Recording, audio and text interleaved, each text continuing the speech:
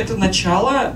Сейчас давайте поступим следующим образом. Я дам нашим друзьям, коллегам высказаться и рассказать про свой опыт, как они встраивают свои информационные поводы и помогают встраивать информационные поводы некоммерческих организаций в СМИ, в социальных сетях.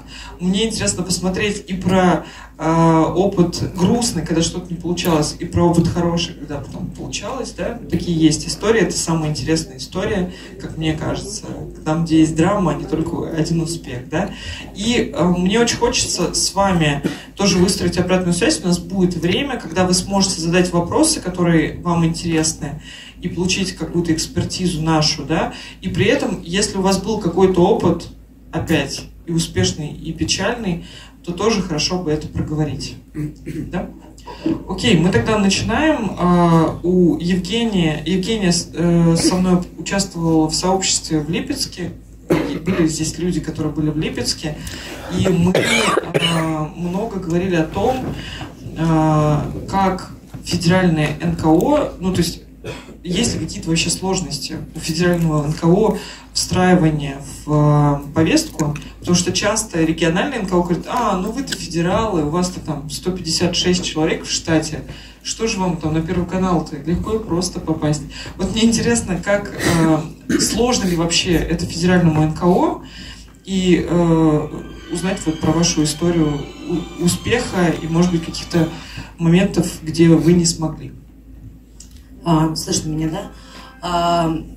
Насчет федерального НКО, да, я хочу представиться для начала, да, я представляю Национальный регистр доноров костного мозга имени Васи Перевозчикова, но, наверное, многие не знают, что это такое, ну, хотя многие слышали, да, если проще, да, мы большой проект, отдельное такое направление, большое благотворительного фонда Русфонд. Русфонд знают все, это фонд, который работает во всех регионах России, фонд, который помогает тяжелобольным детям, да, в первую очередь, с совершенно разными диагнозами, десятки разных диагнозов. Вот. И в процессе того, как мы работали, да, по помощи тяжелобольным детям, в том числе там были онкологические диагнозы, в том числе гематологические диагнозы, да, то, что мы называем лейкозы, лейкемии, рак крови, да, по-простому.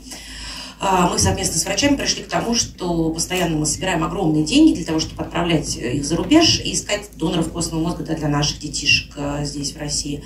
Вот. И, в общем, было принято решение создавать свою базу данных, да, из своих граждан, которые такие же замечательные и лучше подходят генетически чисто, да, нашим пациентам, чем иностранцы. Вот. И, собственно, в последнее время мы развиваем это самый и финансово затратный, и энергозатратный наш проект, в который мы вложили уже больше $1 миллиарда рублей. Это все пожертвования людей в основном, да, и частных лиц и компаний, вот, на которые мы тратим огромные усилия для того, чтобы раскачивать эту тему по стране, чтобы донорство костного мозга делать популярным, модным, чтобы все больше людей, да, становились донорами костного мозга. Вот Юлия тоже заразила этим. Вот. Но, как многие говорят, мы много ездим в регионах, да, потому что мы проводим много просветительских лекций, донорских акций там, для того, чтобы привлекать новых доноров костного мозга. И нам всегда говорят, подумаешь, вот есть фонды-партнеры в регионах, которые говорят, вы, конечно, вы же подразделение Русфонда, вам легко, вас все знают, вы там ворочаете огромными деньгами, и, значит, со стороны это все выглядит так, да, то есть если не вникать в суть ситуации страны, это все выглядит так. И типа вам и так все дадут. Вот вы придете и вам дадут. Вот. На самом деле, когда каждый рассуждает, что вам дадут, то никто ничего не дает, по сути, да, то есть ты приходишь в любое СМИ, в любую контору, в любую большую организацию, и они тебе говорят, вы же Русфонд, у вас и так все хорошо, идите отсюда. И когда тебе каждый говорит, что у вас все хорошо, да, это тоже играет плохую, да, там, шутку с тобой. Вот, поэтому постоянно нужно доказывать, что мы на самом деле нуждаемся, и у нас все хорошо, потому что потому что вы помогаете, поэтому нам хорошо, да, вот. На самом деле все не очень хорошо, да, так же, как и сейчас у всех некоммерческих организаций, да, благотворительность сейчас идет просто на такой спад серьезный, да, текущая ситуация, она тяжелая для нашей страны, и понятно, что люди там реагируют и понятно, и рублем тоже, но когда Юля говорит о том, что вот некоммерческие организации, да, что вот пиарятся, пиариться не стыдно, пиариться замечательно. Если мы ставим вопрос себе, для чего мы пиаримся? Вот для чего? Что нам нужно? Просто чтобы о нас знали, да, или о нашем проекте знали. Или что? У нас какая конечная цель? Нам нужно помочь кому-то, или нам нужно реализовать какой-то проект, или нам нужны деньги. Да? Это вообще как бы самый важный, да, аспект, от которого невозможно дальше плясать, если у тебя нет денег на твою деятельность. Да? Любая некоммерческая организация, она должна хотя бы прокормить себя. Да? То есть, грубо говоря, сначала маску на себя, потом на ребенка. Если вы не можете прокормить себя, вы никому помочь не сможете. Ну, как бы, все, привет. Если вам нечего есть самим, и вы не знаете, у вас нет денег на билет на автобус, каким детям больным вы собрались помогать вообще, пардон. Вот. Соответственно, любая эффективная некоммерческая организация, она должна иметь план, иметь средства к существованию и к развитию. Да? Соответственно, деньги – это очень важная история, поэтому их, конечно, надо добывать. Их добывать надо отовсюду. Для этого используются тоже, в том числе, и средства массовой информации. И второе, точнее, третье – это если речь идет не про деньги, а если мы пиаримся для того, чтобы что? У нас есть цель, например, найти партнеров, найти единомышленников, да, соответственно, нужно рассказывать из каждого утюга, кто мы такие, что мы делаем. И вот, собственно, для того, чтобы рассказывать, мы пришли к тому, ну, как бы, опять же, с опытом. Надо сказать, что, в принципе, да, мы как проект Русфонда, а Русфонд – это изначально журналистский проект. То есть мы, в принципе, большинство наших коллег – это журналисты, да, то есть мы появились на полосе газеты «Коммерсант» в свое время, да, там, в 96-м году. Просто в редакцию газеты «Коммерсант» приходило много писем с просьбами о помощи, люди писали о своих бедах, вот прям бумажные письма стояли в то время еще, вот, и сотрудники газеты «Коммерсант» решили публиковать эти письма в газете, попробовать публиковать их, может быть, читатели откликнутся и захотят помочь этим людям, да, и вот читатели начали откликаться, из этого всего вот вырос фонд, да, в итоге в этом году 26 лет уже. Поэтому мы сами журналисты, мы примерно знаем, как это все подавать, но у нас бывают часто проблемы с тем, чтобы как бы свои истории подавать на страницах там других изданий, да, то есть у себя мы можем там, у нас есть сайт прекрасный, у нас есть полоса в «Коммерсанте», у нас десятки там фондов, партнеров и СМИ-партнеров, да, и по регионам, и федеральная пресса, вот, но часто, опять же, в регионах мы слышим: нет, ну, конечно, у вас же там вот Первый канал. Во-первых, у нас Первого канала давно уже нет, уже несколько лет мы не работаем с Первым каналом. Это история с Первым каналом, да. Прости, это да. После Жанны Фриски, вот, Русфонд, я так понимаю, вот звучал, нет. Да? Нет, ну, у нас был долгоиграющий проект с Первым каналом с 2011 года, когда Первый канал в вечерних новостях показывал сюжет про нашего ребенка какого-нибудь, и собирались деньги на него. Это был настолько успешный проект, что, например, за один вечер, вот, грубо говоря, Первый канал снимал сюжет того ребенка, которого мы давали, да, то есть наш подопечный какой-то, необходимо было собрать сумму там на какое-то, ну, на его лечение, и суммы, которые собирались за один вечер, они закрывали не только проблему этого ребенка, то есть у нас коллеги не уходили даже домой, да, ночью они сидели, потому что счетчик крутился вот так, да, смс-ками собирались десятки миллионов рублей за один вечер, да, и, соответственно, мы подтягивали под эту сумму собранную, да, там еще десятки детей, то есть один ребенок, он закрывал десятки детей, да, то есть это было очень...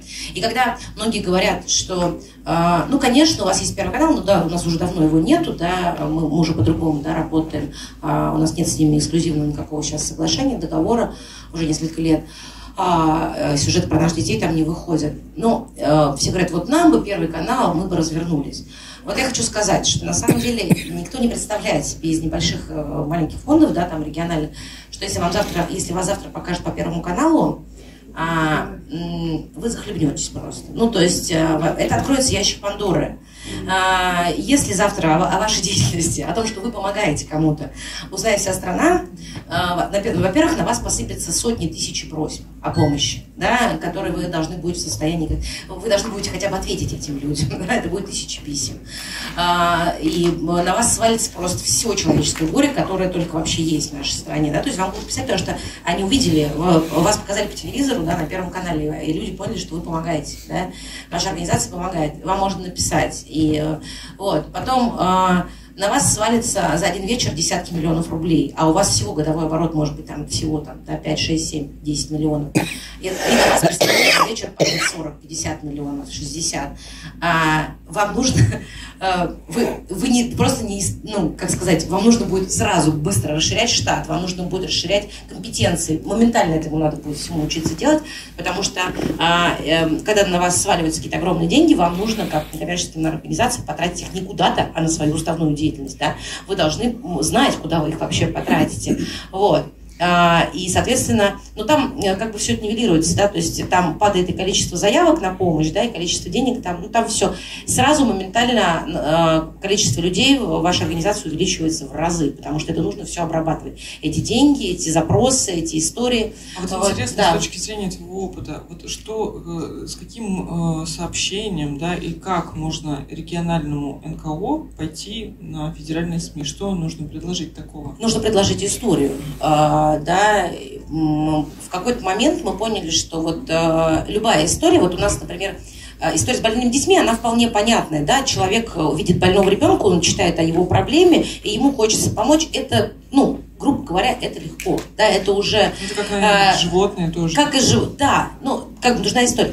Гораздо сложнее тем организациям, вот, да, я сейчас работаю в регистре доноров костного мозга, это история не про конкретного мальчика или девочку, да, это история, касающаяся большой группы больных, да. Внутри у вас все равно история.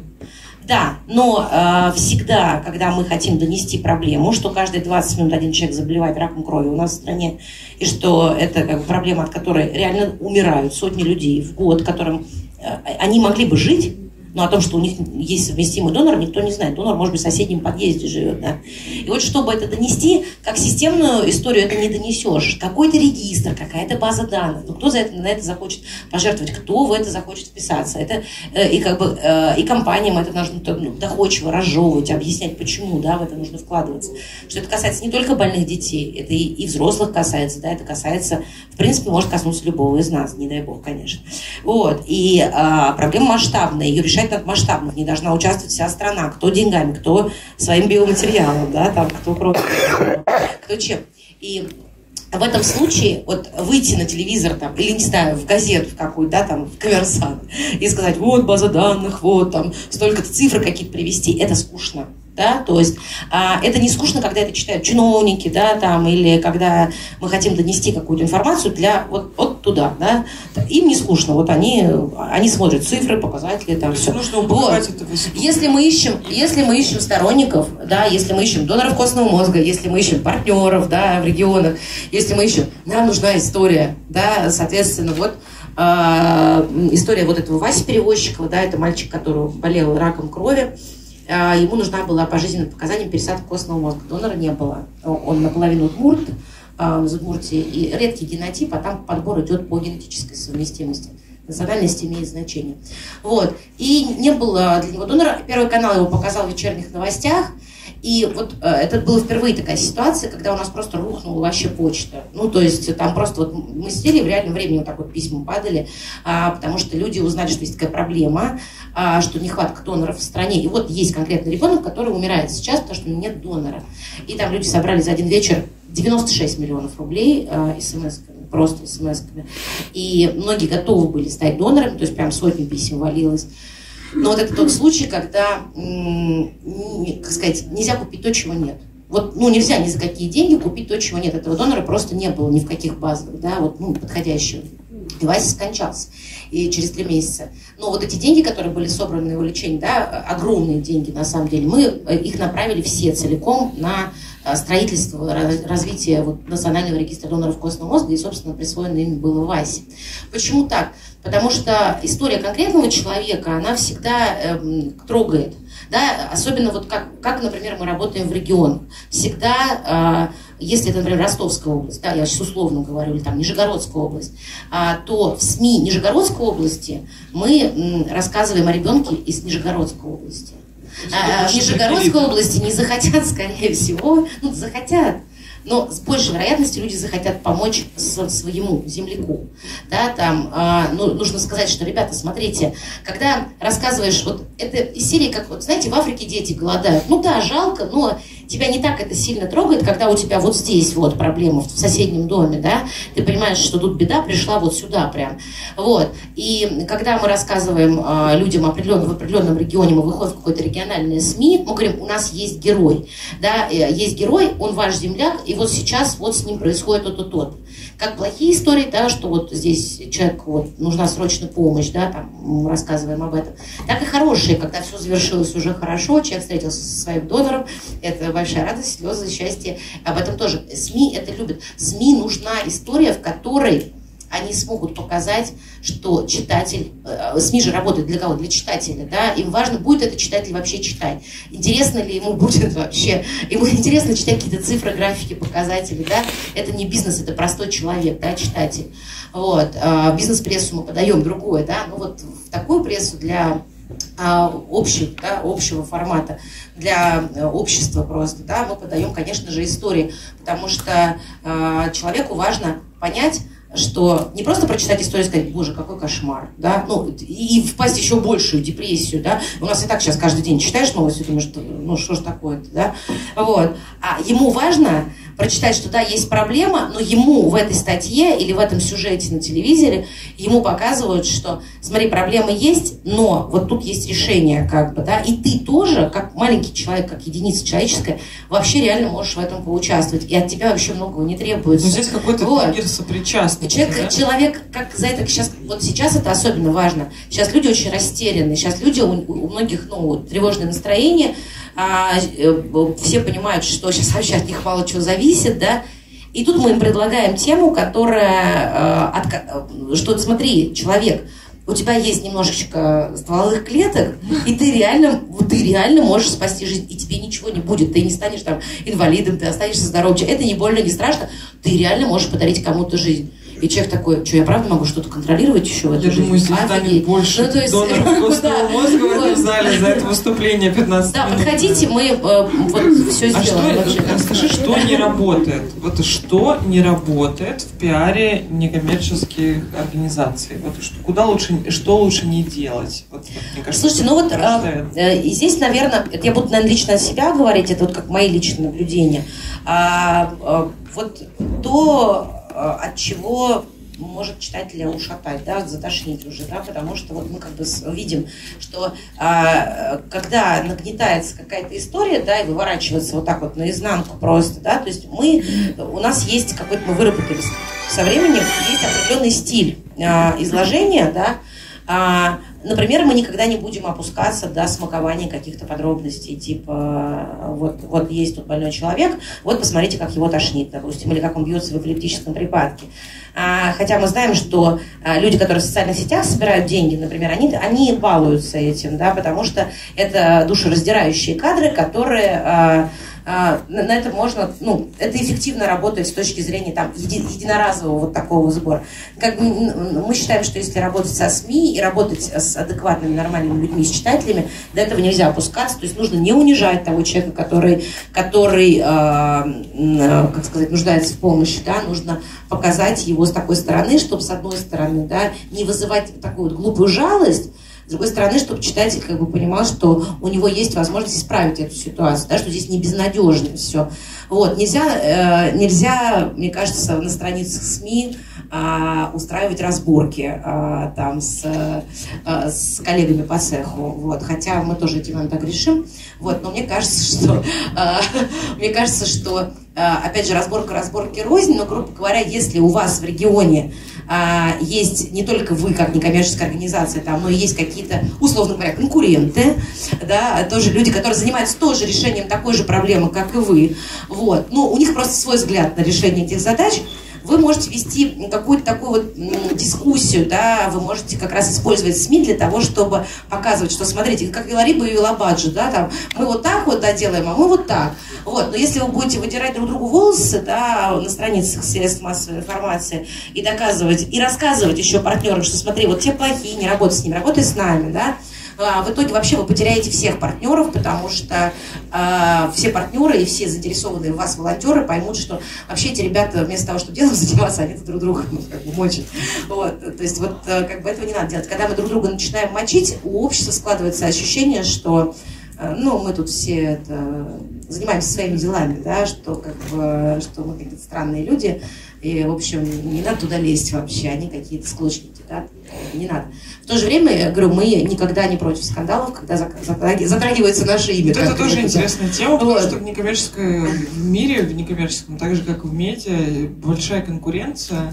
Огромная, и вот эта вот история, перейти на тот уровень, когда ты уже можешь сказать, давай возьмемся за руки и пойдем вместе, Ну, оптимально, да, для читателя что интересно, да, и опять же, журналист, может быть, эту тему тоже подхватит, если вы к нему придете. С журналистами, кстати, надо дружить. И чтобы с журналистами дружить, с ними надо поддерживать еще и неформальные отношения. Это, ну, я надеюсь, все понимают.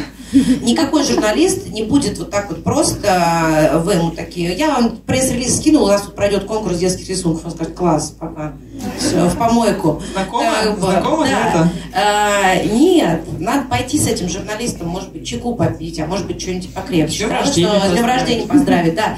Надо как-то устанавливать контакты, чтобы он потом сам, этот журналист, вам, если вы даже не можете написать нормальный пресс-релиз, и у вас не хватает, как бы, ну, вы не учились на это, да, вы не можете так излагать, чтобы цеплял заголовок, чтобы вообще обозначить, вытащить из вашего события самую суть, да, которая привлечет людей, да, о чем вы хотите написать, о чем вы хотите сказать. Если у вас будет приятель-журналист, хотя бы один, он вам поможет это сделать просто, да, то есть он выстроит сам повествование так, что это будет цеплять читателя, потому что он заинтересован в первую очередь, чтобы читатель его материал читал, в конце концов, он знает, как это сделать. Вот, и, конечно, ему хорошо бы вот предлагать, что смотри, я тебе сейчас солью не то, что там вот конкурирующий фонд плохой, да, а смотри, какое мы решение придумали, да, совместное, да, что мы, да, казалось бы, вот такие вот велобажи, но мы придумали вместе, вот мы объединились ради такого-то вот дела. И тогда, конечно, для любого СМИ это будет бомба. Он скажет, ну, это знаете, как Билайн на МТС усадить вот сзади на одну поляну. Они говорят, ой, мы сейчас вместе будем тут вышки ставить, да все обалдеют. Вот, вот такое надо что-то делать, да, то есть это такое предлагает. Про эмбарго, то есть журналисты любят слово эмбарго, это такое слово, которое обозначает какой-то запрет на публикацию до определенного момента. И вот как раз, когда вы даете свои информационные поводы, кто об этом не знает, да, вы можете всегда обозначать эмбарго, до какого момента об этом нельзя рассказывать. То есть, как бы вы даете журналисту, говорите, что, дорогой мой друг, вот у меня новость о том, что мы сделали исследование по, там, я не знаю, по детям, по кому угодно, да, там, по экологии. И это исследование ни у кого нет, ты можешь это выставить, но есть условия. Это эмбарго 1 декабря, 14 часов. После этой даты, после этого времени ты можешь публиковать все, что угодно, но оно выйдет у тебя первым. И вот это тоже очень хорошо работает. Мы в своих проектах мы консультируем постоянно некоммерческие организации, команды, и мы используем вот этот метод, он как бы рабочий. Спасибо большое.